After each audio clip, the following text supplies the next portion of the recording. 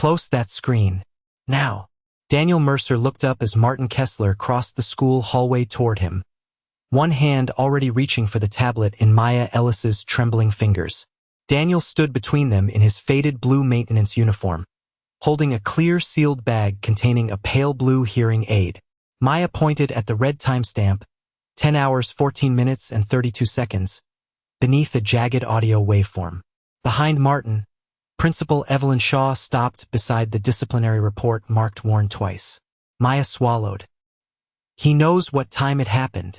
3 hours earlier, the east hallway of Cedar Ridge Middle School had smelled of floor wax, warm dust, and the faint metallic bite of an overheated light fixture. Daniel stood on the third rung of a ladder beneath a fluorescent tube that blinked every 11 seconds, steady enough to be ignored by most people, wrong enough to bother him. His brass keys rested against his hip. His black maintenance notebook lay open on the cart below, beside a work order for the auditorium door and a replacement wheel he had not yet installed. From inside the auditorium came the muffled rhythm of students rehearsing, shoes striking the stage, chairs scraping, a microphone popping once and then going quiet. Daniel had just tightened the light housing when the auditorium doors opened. Maya Ellis stepped into the hallway alone. Her shoulders were rigid. One side of her dark hair had fallen across an empty ear, and the lanyard around her neck swung without the participation badge that had been attached minutes earlier. Martin Kessler followed her, his charcoal suit unwrinkled, his voice calm enough to sound kind from a distance. 2 warnings, Maya. You chose not to listen. He removed the badge from his hand and placed it on a nearby table as if completing an ordinary administrative task. Claire Bennett stood behind him clutching a clipboard. She did not look at Maya. Through the narrow glass panel in the doors, several students watched before an adult pulled the curtain shut. Maya's breathing shortened. She looked from Martin's mouth to Claire's, trying to follow words arriving from 2 directions. Daniel stepped down from the ladder. He did not ask her to explain herself. He moved the noisy maintenance cart aside, giving her space, then noticed a small blue object beneath the hallway bench. The hearing aid had landed near a stripe of dried mop water, almost hidden by the bench's steel leg. Daniel crouched, pulled disposable gloves from his back pocket, and examined it without touching the controls. Is this yours? Maya nodded quickly, relief and fear crossing her face at the same time. Martin extended his hand. I'll put it with lost property. Daniel looked at the medical device, then at Maya's unsteady fingers. Her guardian should receive it directly. That isn't necessary. Then signing for it won't be a problem. Daniel placed the hearing aid inside a clear evidence pouch from the maintenance safety cabinet, sealed it, and wrote the location and time in his notebook. East hallway bench, 10:22 a.m. Martin's pleasant expression tightened by less than an inch. Maya took out her school-issued tablet and opened the accessibility app to confirm the serial number through the pouch. The screen refreshed. A waveform appeared beneath a diagnostic notice, followed by a timestamp, 10 hours 14 minutes and 32 seconds. Maya pointed. Daniel leaned closer without touching the tablet. At the far end of the hall, Martin saw the screen and began walking toward them before anyone had played a single second of audio. Martin reached them before the waveform stopped pulsing on the screen. Hand me the device. Her mother isn't here yet. This is a school matter, Mr. Mercer. His voice stayed low and polished, the kind used in meetings where decisions had already been made before anyone sat down.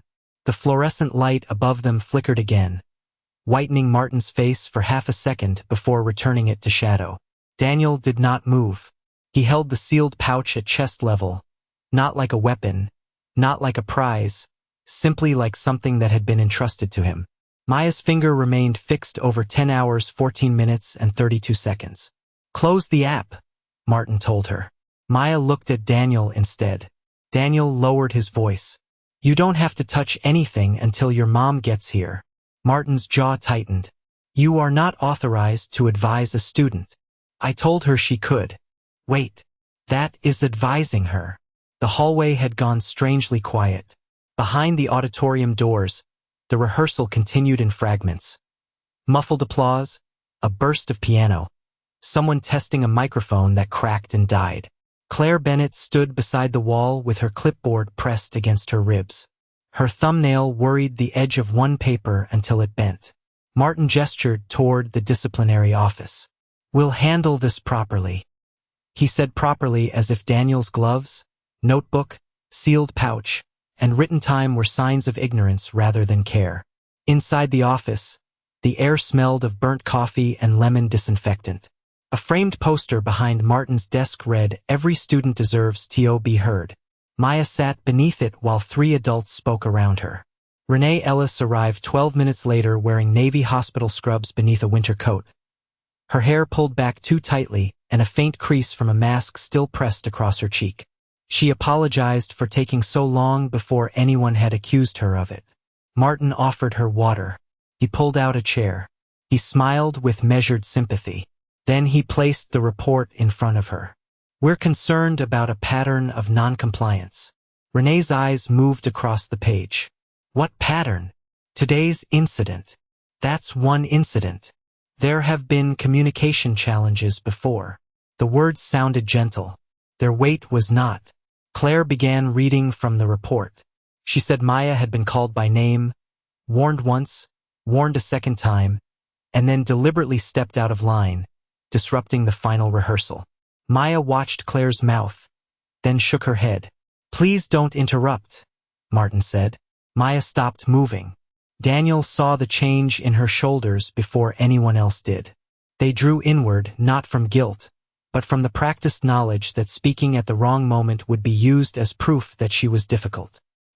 He pulled the room's spare legal pad toward her and set down a pen. "She can write," he said. Martin looked at the pen, then at Daniel's grease-marked sleeve.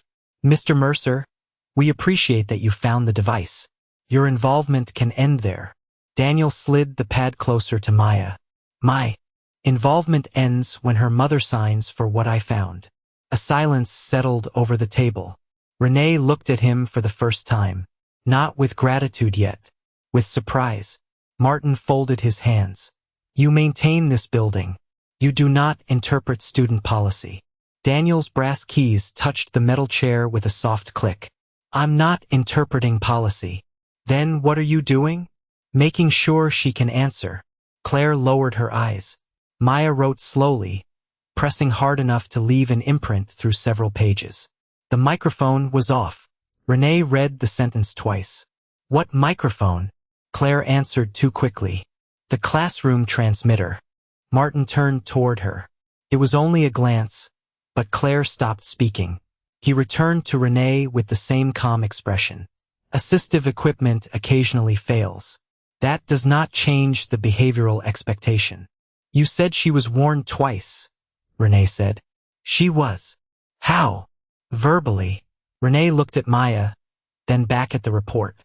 "With the transmitter off?" Martin's smile did not disappear. It became more careful. Outside the glass wall, a woman in a camel-colored coat spoke quietly to an assistant principal while pointing toward the auditorium. Daniel caught only pieces. Her son had lost center position. The schedule had been delayed. Accommodations could not keep affecting everyone. The assistant principal nodded with the helpless patience adults often used when powerful parents called impatience concern. Maya saw them too. She lowered her eyes. Daniel stood, walked to the glass, and closed the blinds. Martin's tone sharpened by a degree. "Those blinds remain open during student meetings." Daniel turned the wand until the last sliver of the hallway disappeared. "Then someone should ask her permission before making her visible." No one answered. Martin drew the report closer and tapped the signature line. "Mrs. Ellis, signing only confirms that we reviewed the incident." Renee studied the paper. The word discipline appeared 4 times. The word access appeared once. "I'm not signing this." "Refusal may be noted." "Then note it." Her exhaustion had not left her face, but something steadier now sat beneath it. She asked for a copy. Martin said the office would email one later. Daniel spoke without raising his voice. "Print it now." Martin looked at him. "The printer is restricted." "Then have someone authorized use it." You're making a routine situation unnecessarily adversarial. Daniel glanced at Maya, who was still holding the pen with both hands. It stopped being routine when everyone decided what she heard. A clerk brought the copy several minutes later. The printer toner was still warm, and the pages carried the dry chemical smell of fresh ink. Daniel did not read the report's accusations. He looked at the structure. Most lines sat evenly across the page. But the sentence containing "worn twice" had slightly tighter spacing, and the letters wrote a fraction higher than the text above it. Principal Evelyn Shaw entered just as he held the original and copy side by side. She took in Daniel's faded uniform, Renee's refusal to sign, Maya's written note, and Martin's hand resting over the sealed pouch as if it already belonged to him. She did not defend Daniel. She did not accuse Martin. Her attention settled on the mismatched line. "Was this report edited?" she asked. "Only formatted," Martin said. Daniel looked down at the page again. No one had told Martin which line he was looking at. Principal Evelyn Shaw kept her eyes on the uneven line of text. "Was this report edited?" she asked again.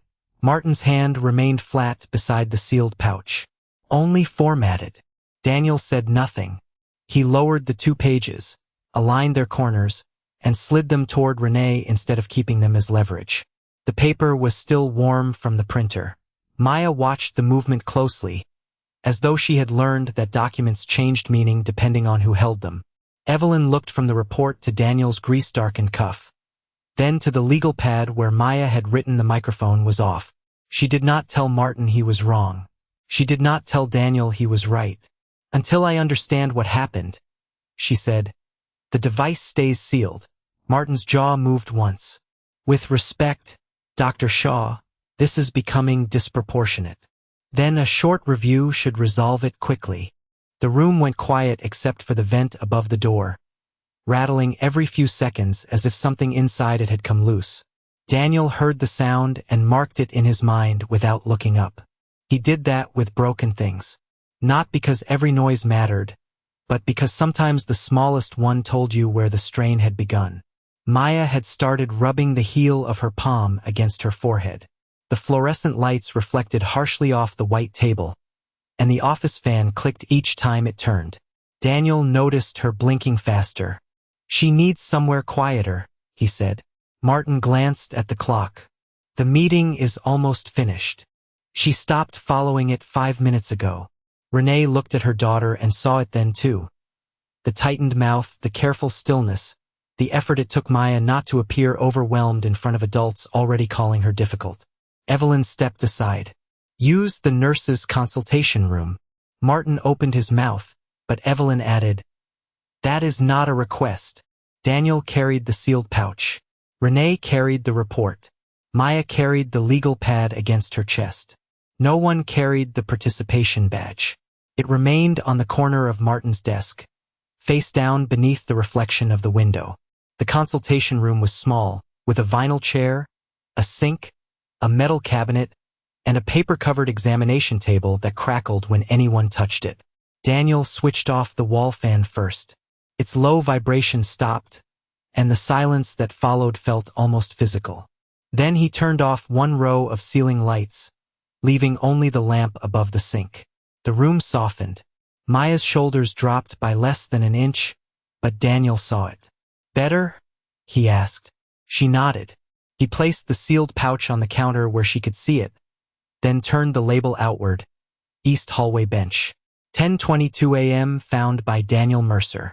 The writing was plain and square. Nothing dramatic. Nothing that asked to be admired. Renee sat beside Maya. "Can you hear me at all?" Maya touched the empty space beside one ear, then pointed to the pouch. The other hearing aid was working, but the missing device had held most of the classroom connection settings. Daniel checked the outer case through the plastic. "No visible crack." No moisture in the battery compartment window. "Does the nurse have replacement batteries?" Renee asked. The supply drawer held 2 boxes of the wrong size and an empty slot with a handwritten reorder date from 3 weeks earlier. Daniel stared at the date. Then he reached into the side pocket of his tool bag and pulled out a small unopened pack. Renee looked at him. Those are the right ones? Should be. Why do you have them? A student in the gym needed one last week. I bought an extra pack. The school reimburses you for that? Daniel tore the receipt from the back of the package and folded it into his black notebook. Sometimes. It was not an answer, and Renee understood that. His rent was due in 4 days. Lucy needed new winter shoes because the sole of her left sneaker had started separating near the toe. That morning, he had counted bills at the kitchen table while his daughter ate cereal from a chipped blue bowl and pretended not to notice. He had still put the spare batteries in his bag. Broken things rarely scheduled themselves around payday. Renee opened her mouth to offer money. Daniel shook his head before she could speak. Let her use them. He did not open the sealed pouch. He waited until the school accessibility specialist arrived, documented the battery replacement, and handed the device to Maya in front of Renee. Maya fitted it carefully, her fingers slower than usual. A faint startup tone sounded. She closed her eyes for a moment. The room came back to her in pieces, the hum of the sink's small water heater, Renee's coat brushing the chair, Daniel's keys clicking as he shifted his weight. Can you hear me? Renee asked. Maya nodded, then wrote on the legal pad instead of speaking. People always tell me I heard it wrong. The sentence was smaller than the one she had written in Martin's office. The pressure marks did not tear the page this time. Daniel read it once. He could have said he believed her. He could have promised to fix everything. He did neither. Promises made too early often became another burden for the person forced to trust them. He placed the pen beside her hand and said, Then nobody gets to finish your sentence today. Maya looked up. Renee turned her face away for a moment and pressed her lips together. Daniel walked to the door when someone knocked. Lucy stood outside in her puffy school coat, one backpack strap hanging loose from her shoulder. Art club had ended 10 minutes earlier. Dad, Mrs. Cole said you were still here. Daniel glanced at the clock. He had forgotten the time. A familiar guilt moved through him. Not sharp, just heavy. The weight of 100 small delays that single parents carried home with them. I'm sorry, Luce. It's okay. She looked past him and saw Maya. Lucy did not ask why there were adults in the room or why Maya's eyes were red. She reached into her coat pocket and held out a braided bracelet with blue and white thread. The word listen was stitched across it in uneven block letters. You dropped this near the auditorium, she said. Maya touched her wrist, surprised to find it empty, then took the bracelet. Thanks. Lucy gave a small shrug. I like the blue part. She leaned closer to Daniel. Are we still making grilled cheese? We are. Even if it's late? Especially if it's late. Lucy slipped her hand into his for 1 second, then let go because she was 11 and already careful about doing anything that looked too young in front of other students. Daniel asked her to wait in the nurse's outer office. He did not let her hear the report or look at the tablet. Children could notice things. They should not be asked to carry adult evidence. When he returned, Martin was standing in the doorway with his professional smile restored. This has gone far enough, he said. The student has her device. Your task is complete. Daniel glanced at the sealed pouch, now empty but still labeled and signed, then at the report in Renee's lap. The return is complete, he said. The record isn't. Martin's smile thinned. You seem determined to create a problem where there may only be a misunderstanding. Daniel bent to tighten a loose screw on the consultation room door hinge. Each time the door had opened, it had scraped the tile and startled Maya. He turned the screwdriver twice, lifted the door slightly, and tested it. The scrape disappeared. Sometimes, he said, a small thing keeps hurting people because everyone gets used to the sound. Martin watched him as if repairing the hinge proved the point that Daniel belonged below the level of decisions. Your kindness is noted, he said. But kindness does not establish facts. Daniel folded the screwdriver and returned it to his pocket. No. It just keeps people safe while facts are being found. Evelyn had stopped in the hallway behind Martin. She had seen Daniel lower the lights, wait for authorization before opening the device, give away batteries he could barely afford, keep Lucy outside the dispute, and fix a door no one had asked him to fix. None of it proved the report was false. But none of it looked like the behavior of a man trying to create attention for himself. Martin's phone vibrated. He checked the screen and put it away too quickly. A moment later, Daniel's own phone buzzed with a new email. The sender was Martin Kessler. The subject line read, "Unauthorized preservation of student data." Daniel opened it. The message instructed him not to access, copy, preserve, or discuss any digital material from Maya's device without administrative approval. He looked at the timestamp. The email had been sent 8 minutes before he had officially reported that the accessibility app contained a recording. Evelyn saw the time over his shoulder, and for the first time, she looked past the sealed pouch and directly at Martin. Evelyn kept her eyes on Martin after seeing the email timestamp. "When did you learn there was a recording?" she asked. "I didn't." "Then why did you warn him not to preserve it?" "Because he had already handled student data." The answer came smoothly, almost too smoothly, and for a moment it was enough to make the room uncertain again. Daniel stood beside the consultation room counter with his phone still open in his hand. His maintenance uniform smelled faintly of machine oil and dust from the east hallway. On the counter, the empty evidence pouch lay flat beneath the warm cone of the sink lamp, its handwritten label still visible. East hallway bench. 10:22 a.m. Maya sat with the restored hearing aid in place and the bracelet marked "Listen" wrapped around her wrist. She watched Evelyn's face, trying to decide whether this was another room where adults would speak about her until her own memory became the least important thing in it. Martin folded his arms. Mr. Mercer exceeded his role. He took possession of a medical device, sealed it like evidence, and encouraged a student not to comply with staff direction. That may have contaminated whatever he now claims to have found. Daniel did not correct every accusation. He looked at Maya instead. Her fingers had stopped moving, but the knuckles around the legal pad were pale. "Nobody plays anything without her mother present," he said. "That is not your decision," Martin replied. "It's hers." Renee looked toward Evelyn. "I'm here now." The principal glanced at the tablet, then at the uneven line in the disciplinary report. Her expression did not soften. "A recording can be incomplete. A device can fail. A timestamp can drift. We are not going to turn suspicion into certainty because one employee heard something unusual." Daniel nodded once. "Agreed." That answer made Martin look at him. He had expected resistance, perhaps anger, something that could be written down later as insubordination.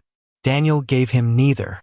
Evelyn called the district accessibility specialist, Nora Patel, who arrived with a laptop, a cable case, and the careful patience of someone accustomed to explaining technology in rooms already divided by emotion.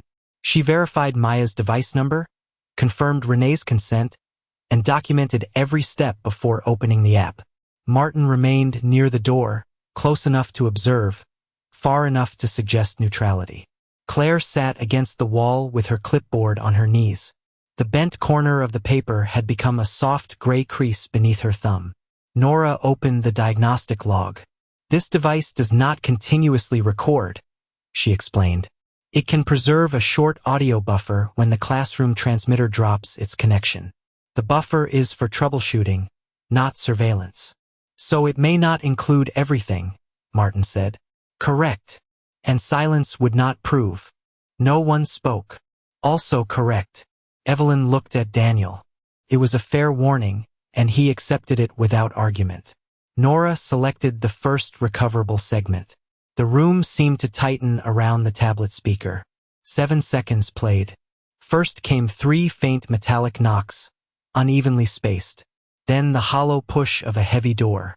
A pair of shoes crossed a hard floor. After that, only a thin wash of hallway air and the distant thump of music from the auditorium. No one called Maya's name. No second warning sounded. The clip ended with a small digital click. Renee stared at the screen. Maya's eyes remained fixed on the waveform. Claire drew in a breath but said nothing. Martin leaned forward. The transmitter had disconnected. That explains the missing instruction. Nora did not disagree. It could. Then this proves nothing. It proves the device was in that environment at the log time, Nora said. It does not yet prove what was or was not said outside the transmitter's range. Evelyn rested both hands on the back of a chair. So we have absence of audio, not proof of absence. That's right, Nora answered. The words landed heavily. Maya lowered her gaze. For a moment, the room seemed to return to its original shape. Martin with the report, Claire with the official version, Maya with only what she remembered. Daniel listened to the clip again. He did not focus on the silence. He focused on the first three sounds. Metal, pause, metal, metal. A dragging rhythm that ended with a faint bell-like vibration.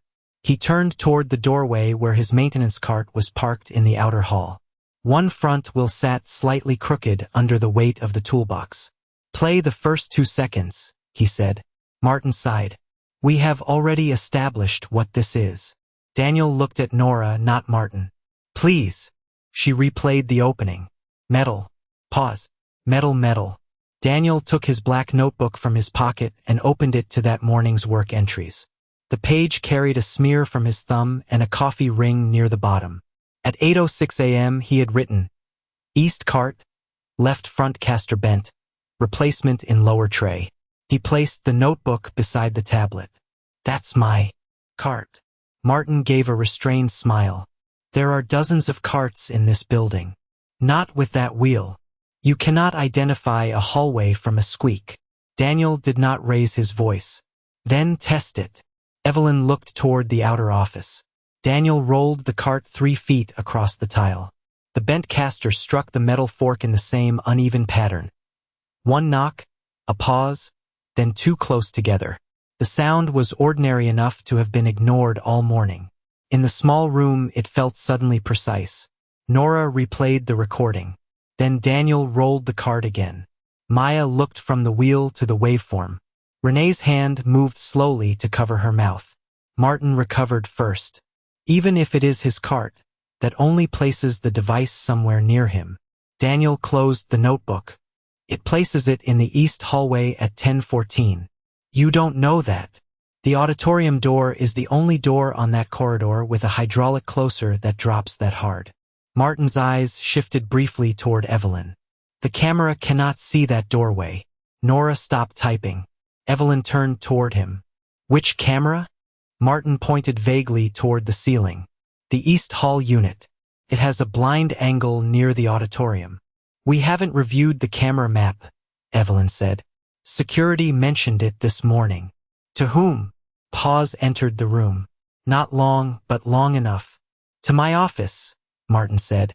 Evelyn called security. 10 minutes later, the monitor in the nurse's outer office showed the east hallway footage. At 10:14, Daniel's cart crossed the frame, its crooked wheel catching the light each time it turned. The camera did not show Maya or Claire. The auditorium doorway sat just beyond the edge of the image, exactly as Martin had said. The timestamp on the video matched the device within seconds, but Nora cautioned that the systems would need formal synchronization before anyone could rely on the comparison. Evelyn refused to cancel Maya's exclusion from the next rehearsal. Not yet, she said. We verify first. Maya's face tightened, but Daniel nodded. A result forced too early could be overturned just as quickly. He wrote one question on the bottom of his service page and turned the notebook toward Evelyn, who requested the footage before the incident report was complete. The security officer looked at Martin, then at the screen. Mr. Kessler asked for the East Hallway video at 10:31 this morning, he said. He specifically wanted the minutes around 10:14. The security officer's words remained suspended over the monitor. Mr. Kessler asked for the East Hallway video at 10:31 this morning. He specifically wanted the minutes around 10:14. No one spoke at first. The old wall clock above the nurse's doorway clicked once. Then again. Martin adjusted the cuff of his shirt and turned toward Evelyn with the restrained patience of a man being inconvenienced by an unnecessary question. I review footage whenever a student incident may involve supervision. Before the incident report was complete? Evelyn asked. That is often when footage is most useful. It was a reasonable answer. Daniel could see that. A person who rushed to call every explanation a lie usually ended up weakening the truth. He looked at the monitor instead. The east hallway image showed his maintenance cart crossing the frame at 10:14, one front wheel kicking slightly to the left with every rotation. The auditorium door remained outside the camera's field of view. Maya sat beside Renee with the legal pad on her knees, watching the adults argue over seconds she had lived through. Daniel closed his notebook. Run the test before anyone decides what the footage means. Martin glanced at him. We are not turning a middle school into a laboratory because a maintenance employee recognizes his own squeaking cart. Then the test should prove that. Evelyn's hand slowed over the report.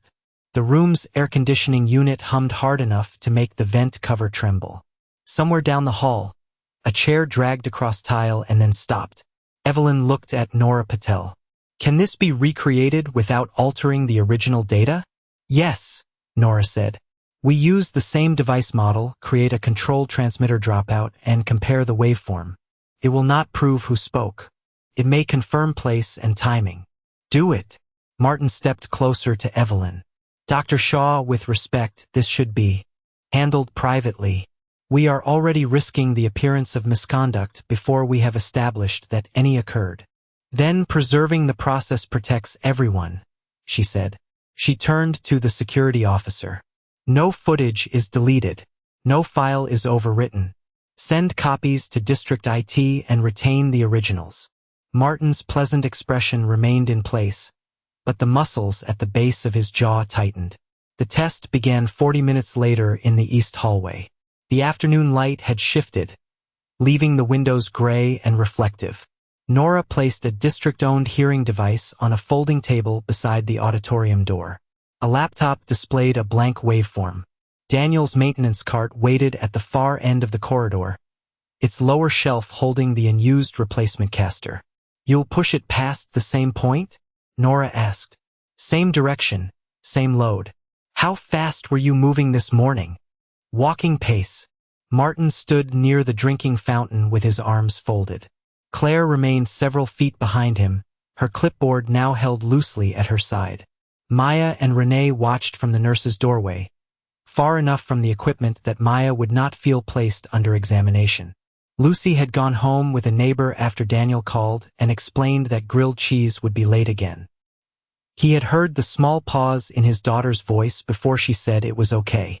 That pause stayed with him as he wrapped both hands around the cart handle. Nora triggered the simulated transmitter loss. Go! Daniel pushed the cart forward. The bent wheel struck the metal fork once, rolled half a turn, then struck twice in quick succession. Metal. Pause. Metal, metal. The laptop drew 3 narrow spikes. Nora replayed the original 7-second clip. The same uneven rhythm filled the hallway. Then she played the test recording. No one needed technical language to hear the resemblance. Even Martin stopped shifting his weight. Nora measured the intervals, enlarged both waveforms, and placed them one above the other. The timing pattern is highly consistent, she said. Not identical. Environmental recordings never are. But consistent enough to support that this was the same cart or a mechanically similar source. Martin lifted one hand. There are other damaged carts in the district. Daniel bent, opened the lower tray, and lifted the boxed replacement caster. A white inventory sticker crossed the cardboard. He held it out to Nora, not to Martin. This work order was assigned at 8:06. Nora scanned the barcode. The district maintenance system opened on her laptop. The entry showed Daniel's note about the bent left front caster, the part number, and the time the request had been logged. The record had been created more than 2 hours before the incident. Martin's hand lowered. Daniel did not look at him. He rolled the cart back, knelt on the floor, and began replacing the wheel. The tile was cold through the knee of his work pants.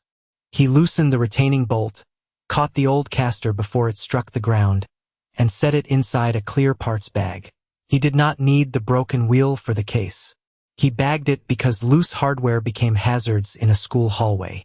While he worked, Nora synchronized the camera clock, the server clock, and the hearing device log. The difference between them was less than half a second. She turned the laptop toward Evelyn. The recording was created at the East Auditorium corridor at approximately 10 hours 14 minutes and 32 seconds. That much is supportable. Renee released a breath she seemed to have been holding since the first meeting. Maya looked at Daniel. He did not smile as if they had one. He only tightened the new caster and tested the cart once.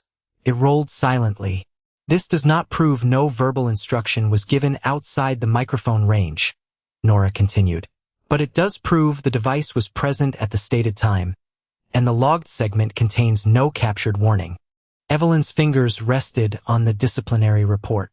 The hallway had become so quiet that the small relay inside Nora's laptop could be heard clicking. Claire looked toward Maya and then away.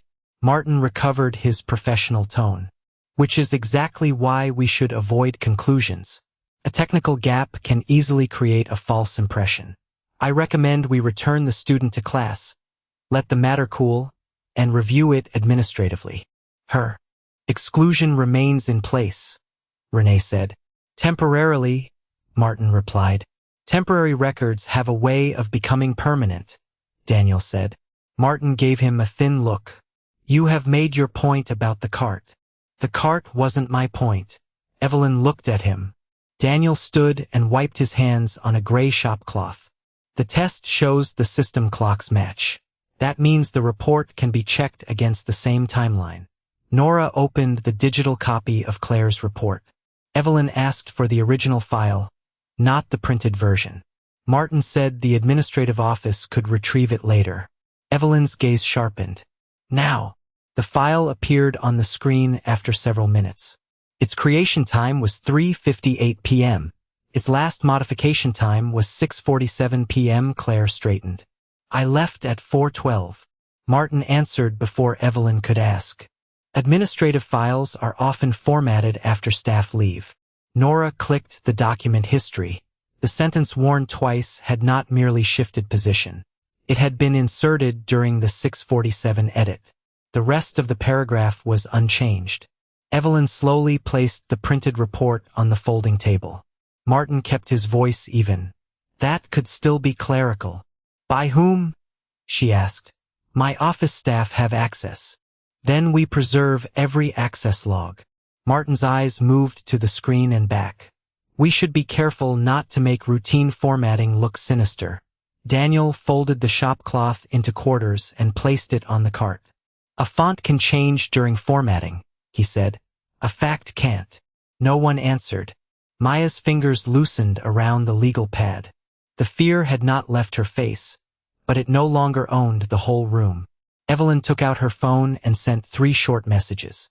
She ordered District IT to freeze the report history, preserve email traffic, and retrieve badge access records from the administrative wing.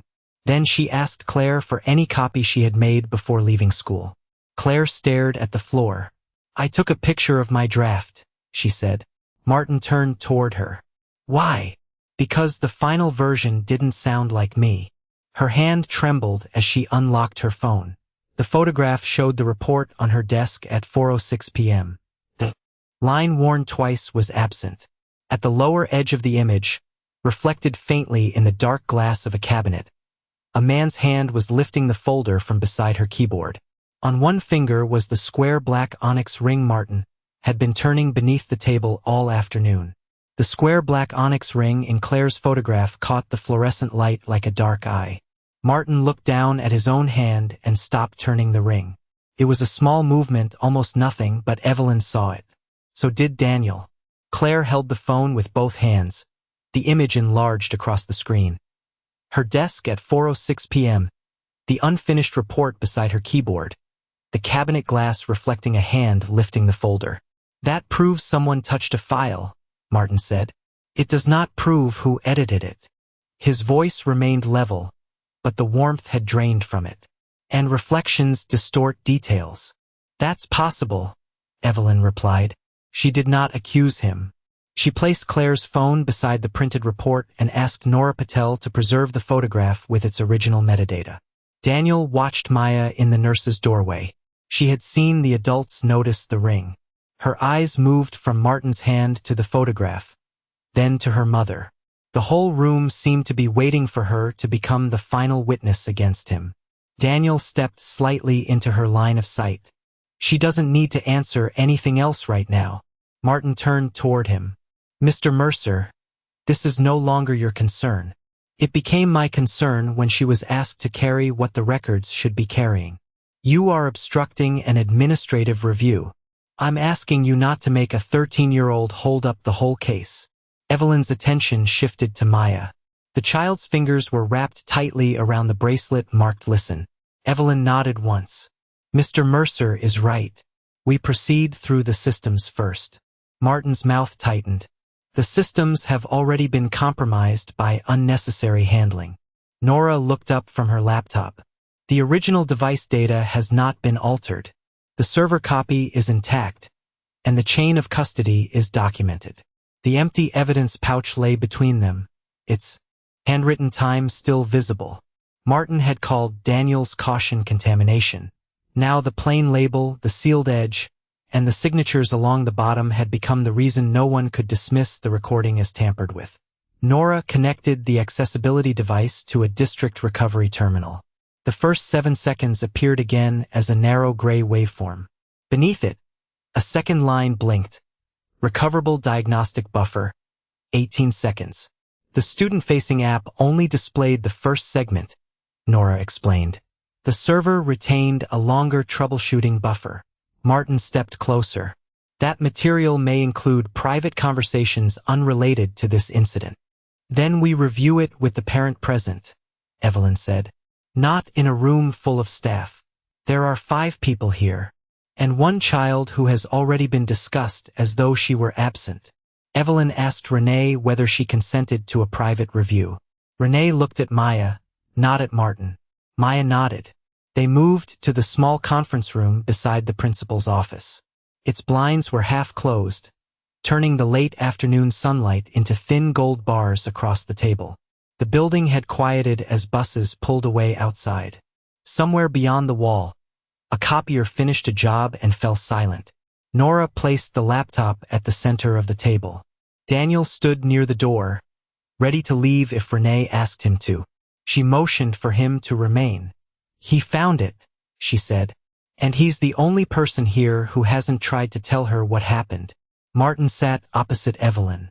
Claire took the chair farthest from him. Nora pressed play. The familiar 3 metallic knocks sounded first.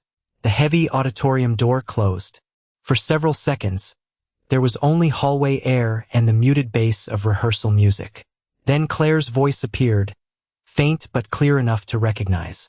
The transmitter wasn't on. Pause followed. Paper shifted near the microphone.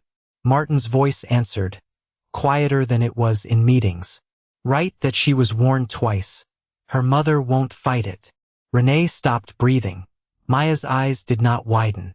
That was worse. She looked like someone hearing aloud what she had already feared, that the truth had not been lost by accident. It had been weighed against her family's lack of influence. The recording continued. A woman's voice, the same parent Daniel had seen outside the glass office, asked, "So she's out of the presentation?" Martin replied, "By lunch." The clip ended. The laptop fan hummed. No one moved. Sunlight shifted across the printed report until the words worn twice sat inside one of the narrow gold bars. Claire covered her mouth with one hand. Renee stared at Martin. Evelyn did not. She looked at the timestamp beneath the audio, then at the report, then at the photograph on Claire's phone. Martin broke the silence first. That conversation is being stripped of context. His tone was still professional, but he had begun rubbing his thumb across the onyx ring. We manage dozens of student situations. The reference may not have been to Maya. Nora enlarged the audio metadata. The buffer is attached to Maya's device ID. The device may have captured voices nearby discussing another student. At the exact time Maya was removed, Renee asked. Martin turned to her. "Mrs. Ellis, I understand how upsetting this sounds. Don't tell me how it sounds." Her voice did not rise. "Tell me why you said I wouldn't fight." Martin reached for the report, but Evelyn placed her hand over it first. "Leave it." He withdrew his hand. "I was speaking generally. We sometimes have to document events quickly when parents are difficult to reach. Renee's hospital badge was still clipped to her coat. She touched it once, as if remembering every call she had missed while lifting patients, cleaning rooms, or holding pressure on someone else's emergency. You knew I worked nights. That was not a judgment. You used it as permission. Daniel felt anger move through him, hot and immediate. He could have pointed to the ring. He could have repeated Martin's recorded words in front of every teacher still in the building. He could have opened the conference room door and let the hallway hear. Instead, he looked at Maya. Her chin had lowered. Each new accusation made her smaller in a story that was supposed to restore her. Daniel spoke quietly. This recording stays in the review. It doesn't become a spectacle. Martin gave a short, humorless breath. Now you're concerned about privacy? Daniel met his eyes. I was concerned before it could help us. Evelyn looked at Daniel differently then, not because he had recognized a wheel sound or preserved a device, but because he had been handed something powerful and had chosen not to use it as a weapon. She turned to Nora. What else can independently confirm the timeline? Nora opened the district email archive. IT had preserved messages from Martin's account, Claire's account, and the program office. One email appeared at 10:26 a.m., sent by the parent whose voice was on the recording. The subject read program delay concern. The message complained that accommodations for one student had cost others rehearsal time and asked the administration to protect the event from further disruption. Martin had replied at 10:28. For words appeared beneath his signature. It has been handled. Claire leaned toward the screen. I hadn't written the report yet. Her draft file had been created at 3:58 p.m. The photograph on her phone was timestamped 4:06. Her building badge showed she had left at 4:12. The report had been modified at 6:47 and printed at 6:51 from the machine inside Martin's office. Martin pressed his fingertips together. My assistant had access to my account. Was your assistant in the building at 6:51? Evelyn asked. Nora checked the access records already delivered by district security. The assistant's badge had left the building at 5:14 and had not returned. Martin looked toward the dark conference room window. His reflection floated over the parking lot outside, his face divided by the blind slats. Shared credentials are common in administrative offices. Then the account history alone is not enough, Evelyn said. Her restraint was deliberate. She was no longer protecting him, but she would not build a conclusion weaker than the misconduct she suspected. Daniel understood the choice. A rushed accusation could let Martin turn procedure into an escape route. What about the printed copy? Daniel asked. Nora opened the printer record. The machine had logged the job, the file name, and the time. It also showed physical card authentication, but the card number had not yet been matched by district security. We can request the token record, she said. Martin stood. This has moved far beyond the original student matter. I recommend we suspend this conversation and allow counsel to handle it privately. Evelyn remained seated. A private review produced a false public record. You have no finding of that. Not yet. The words were calm, but they altered the room. She instructed district IT to retrieve the physical card token, preserve the administrative wing camera, and compare the access log with the print job. Then she asked for every accessibility-related discipline report approved by Martin during the previous 2 school years. Claire looked up sharply. Every report? If this was a shortcut, Evelyn said, we need to know whether it was used once. Martin's professional mask slipped only for a second. You are suggesting a pattern without evidence. Nora's screen filled with file names. Several older reports contained the same phrase. Verbal warning provided twice. The identical wording appeared across different teachers, different grades, and different incidents. No one claimed yet that those records were false. But the repetition was too exact to ignore. Maya stared at the list, then wrote something on the legal pad and turned it toward her mother. Was I the first? Renee took her hand. Evelyn read the sentence from across the table. The last of the sunlight disappeared from the blinds, leaving the reports illuminated only by the cold blue glow of the laptop. She closed the conference room door, not to hide the matter, but to make one final decision before it left the room. "This cannot be resolved administratively in private," she said. "We convene the school board, preserve every record, and return this question to the auditorium where the decision against Maya was made." By 7 o'clock the next evening, every seat in the Cedar Ridge Auditorium seemed to hold more weight than a person. Parents sat beneath the dimmed house lights with winter coats folded across their laps. Teachers filled the side rows. Members of the school board occupied a long table at the foot of the stage, their nameplates catching the pale beam from the projector. The same auditorium doors that had closed in Maya Ellis's face now stood open behind her.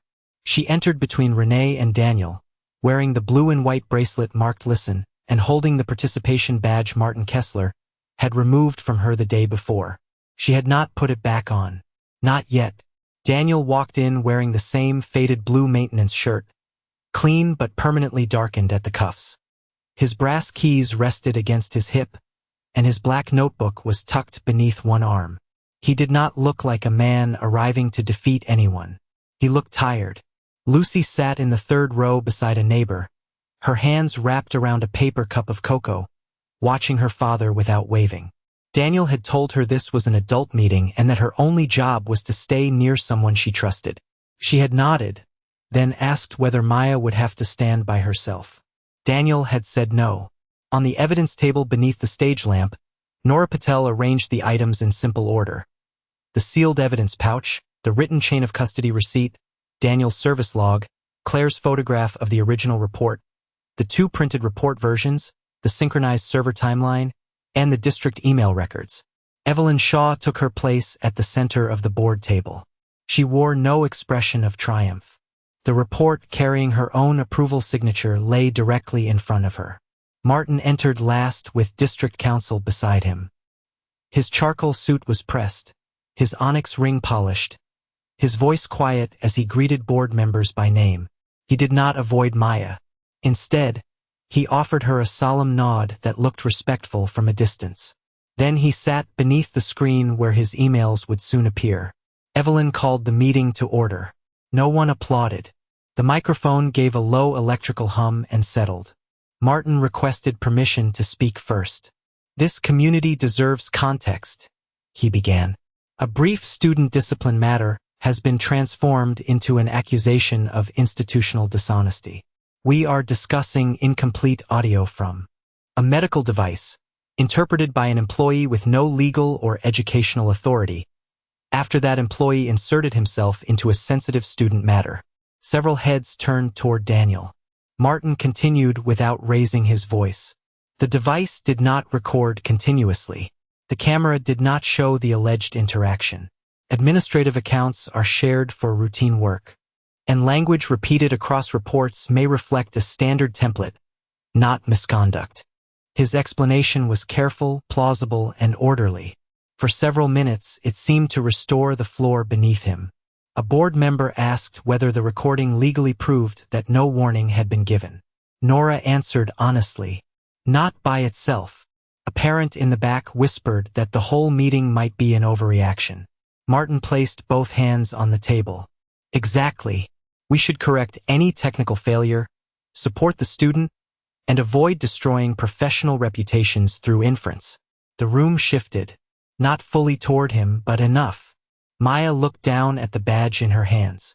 Renee's fingers closed around hers. Daniel remained seated. He did not rush to fill the uncertainty. Evelyn looked toward Nora. "Begin with the device." Nora held up the clear pouch. She explained where Daniel had found the pale blue hearing aid, how he had sealed and labeled it at 10:22, and how Renee had been present before the device data was accessed. She showed the receipt bearing each signature. "The original data was not altered," she said. "The chain of custody is intact." Martin leaned toward his microphone. "That establishes handling, not meaning." "Correct," Nora replied. The first item had not defeated him. It had only removed one escape. Next came the service log. Daniel's 806 entry appeared on the projector. East cart, left front caster bent. The original 7-second recording played through the auditorium speakers. 3 metallic strikes echoed beneath the high ceiling. Metal. Pause. Metal, metal. Then the heavy door. Then silence. Nora played the controlled test. The same pattern returned. A few people shifted forward in their seats. The waveform and synchronized clocks place Maya's device in the East Auditorium corridor at 10 hours 14 minutes and 32 seconds, Nora said. The recording contains no captured warning. Martin stood slightly. Because the transmitter had disconnected. That is the very failure under review.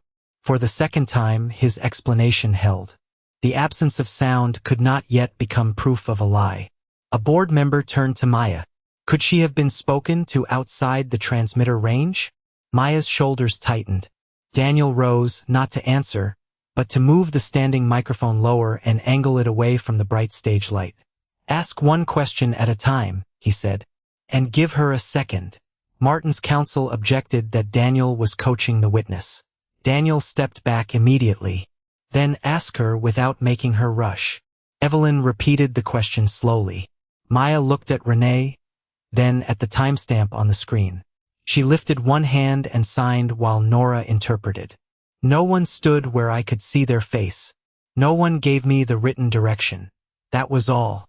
No accusation. No speech. Just the absence of the accommodations the school claimed had been provided. Evelyn nodded and did not ask Maya anything further. Claire Bennett was called next. Her shoes made a dry, careful sound against the stage floor. She admitted the classroom transmitter had not been switched on at the start of rehearsal. A murmur moved through the seats. Martin leaned toward the microphone. Ms. Bennett, did you verbally address students during the rehearsal? Yes. Could Maya have been among them? Claire looked toward Maya. I don't know. So you cannot testify that she was never warned. No, Martin sat back. The room tilted toward uncertainty once more. It was the first retention spike made visible in human faces. The possibility that Martin had behaved badly, but the report might still have been technically true. Then Evelyn asked Claire to identify her draft. The photograph from 406 appeared on the screen. The sentence worn twice was absent. The black glass cabinet reflected a hand lifting the folder, the onyx ring visible at its edge. Martin barely glanced at it. A reflection is not identification, he said, and an unfinished draft is not a final report. His counsel nodded. Again, reasonable doubt entered the room. Daniel looked at the evidence table. He could have pointed to the ring. He could have accused Martin before the audience that had once watched Maya excluded. Instead, he asked one question. When was the final sentence added? Nora displayed the file history. 6:47 p.m. When did Claire leave? For 12. When did Martin tell the parent the matter was handled? Nora opened the email. 10:28 a.m. The words appeared 20 feet wide behind Martin. It has been handled. Daniel's voice remained calm. Before the report existed. The auditorium became still enough for the projector fan to be heard. Martin adjusted his papers. That phrase referred to removing a student from rehearsal pending review. It does not prove I altered a document. Evelyn looked at Daniel. Anything else? He shook his head. Not from me. He returned to his seat beside Maya. His restraint changed the room more than an accusation would have. He was not trying to win the crowd. He was keeping the evidence clean. Evelyn ordered the remaining records presented. The metadata showed the 6:47 edit. The printer log showed the report had been printed at 6:51 from the machine inside Martin's office. Martin lifted his chin. My staff had access. My card was kept in the administrative suite. Anyone authorized could have used it. For a third time, he offered a path that was narrow but possible. Counsel requested the meeting adjourn until individual staff could be interviewed. Several board members exchanged uncertain looks. Martin's hand rested beside his onyx ring. He was close to moving the confrontation back behind closed doors. Daniel leaned toward Maya. You don't have to stay for the rest. She looked at the badge in her lap, then shook her head. She wanted to remain. Daniel nodded and faced forward. This isn't about punishing someone in public, he said when Evelyn allowed him one final statement. It's about making sure a child's record cannot be rewritten in private. No one answered. Evelyn turned to the district security director standing near the projector controls. You received the physical authentication and access logs? Yes, Dr. Shaw. Martin's counsel rose. We have not reviewed those records. Neither has the board, Evelyn said. We will review them together. The security director inserted an encrypted drive. The projector went black. A loading circle appeared against the dark screen while every face in the auditorium turned toward it. Then 3 empty lines formed beneath the heading Administrative Wing Access, and the first timestamp began to appear. The first line appeared on the auditorium screen, 6:48 p.m. Administrative Office Door, Card M, Kessler. The second followed beneath it, 6:51 p.m. Printer Authentication, Card M, Kessler. Then the third, 6:52 p.m.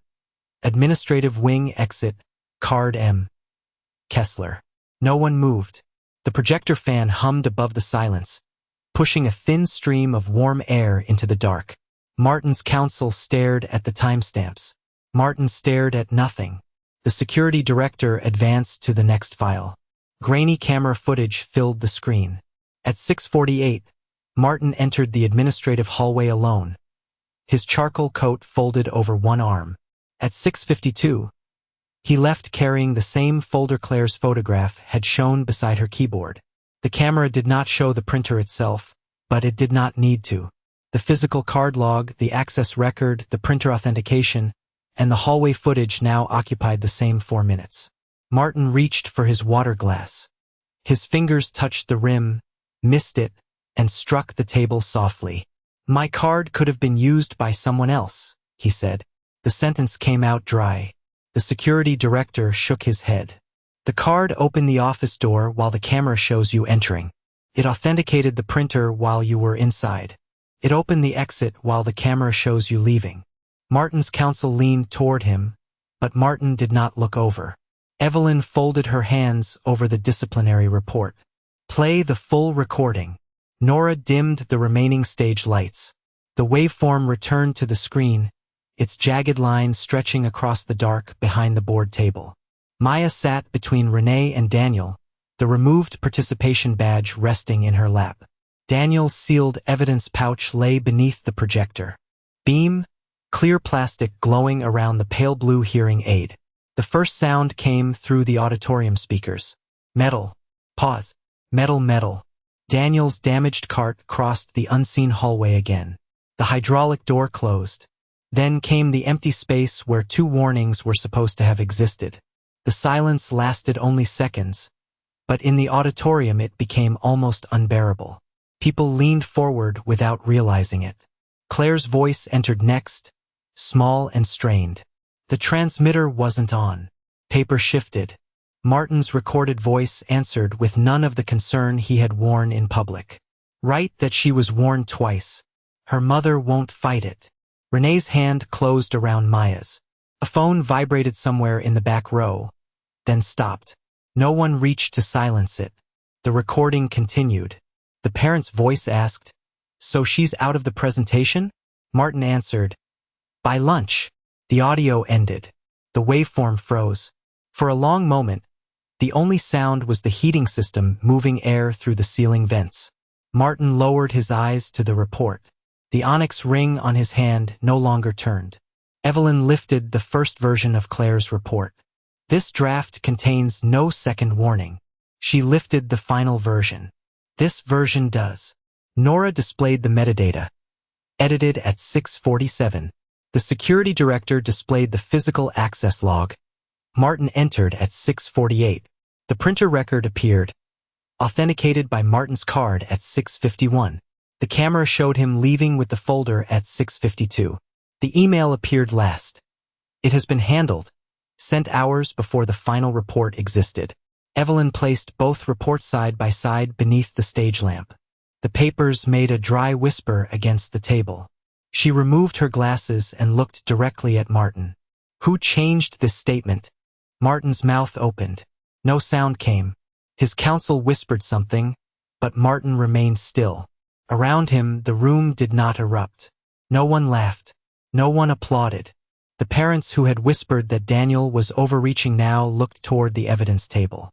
The teachers who had trusted the official report looked at Maya.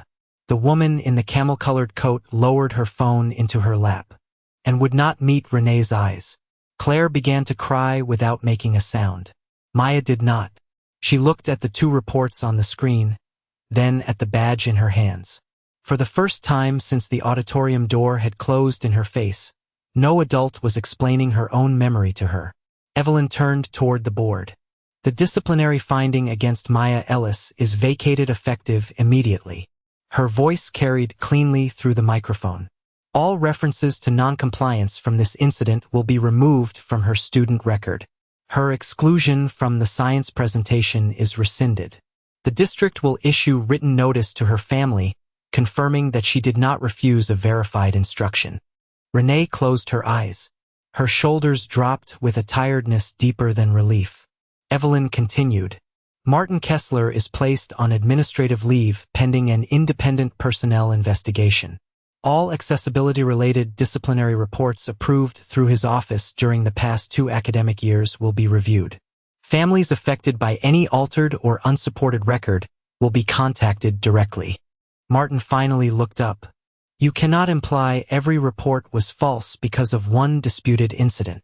Evelyn's expression did not harden. It became clearer. I am not implying anything. I am ordering a review because the system failed once in a way that was documented, deliberate, and harmful. She glanced at the signature on the final report. And because I approved it without seeing the original. That failure includes mine. The admission moved through the room differently from an apology designed to protect a reputation. A board member slowly set down his pen. Another closed the folder in front of her. Evelyn looked toward Daniel. The record will also state that Mr. Mercer preserved the device, respected parental consent, and did not alter or distribute student data. Martin's counsel began gathering papers. Martin stayed seated. His folder slipped from the edge of the table and landed flat on the floor. The sound was not loud, but everyone heard it. Daniel did not look at him. He looked at Maya. The badge still lay across her palms, the plastic edge catching. The stage light. Daniel rose, walked to the evidence table, and picked it up only after Evelyn nodded. He returned to Maya and held it out. He did not place it around her neck. Your choice, he said. Maya looked at Renee. Renee squeezed her hand once. Then Maya took the badge and clipped it to her own lanyard. The small plastic clasp made a soft click. That sound carried farther than the report hitting the floor. Maya stood. She did not face Martin. She faced the board, lifted her hands, and signed slowly while Nora interpreted. You wrote that I refused to listen. Her fingers paused. Her breath trembled once, then steadied. But no one had listened to me. The room went silent again. Not the uncertain silence of people waiting for more proof. This was the silence of people who had run out of excuses. Daniel stood beside her with his hands at his sides. His brass keys still, his breathing slow. He could have told the room that he had been right. He could have named every insult, every dismissal, every moment Martin had treated his work clothes as evidence that his judgment mattered less. Instead, he said only, truth doesn't need help getting louder. It needs people to stop burying it. Evelyn called a recess so Maya could leave without being surrounded. The board members remained seated while Renee guided her daughter toward the aisle. Lucy rose from the 3rd row but waited until Maya reached her before offering a careful smile. Maya touched the bracelet marked Listen and smiled back. Justice had begun in the form of corrected records, preserved files, formal review, and a man no longer able to control the story. But as Daniel watched Maya pause at the same auditorium doors that had once closed against her, he understood that clearing her name was not the same as healing what had been taken. The badge was back around her neck. The stage was open again. The question now was whether she would ever choose to step onto it, and what Daniel would do with the recognition that had finally turned toward him.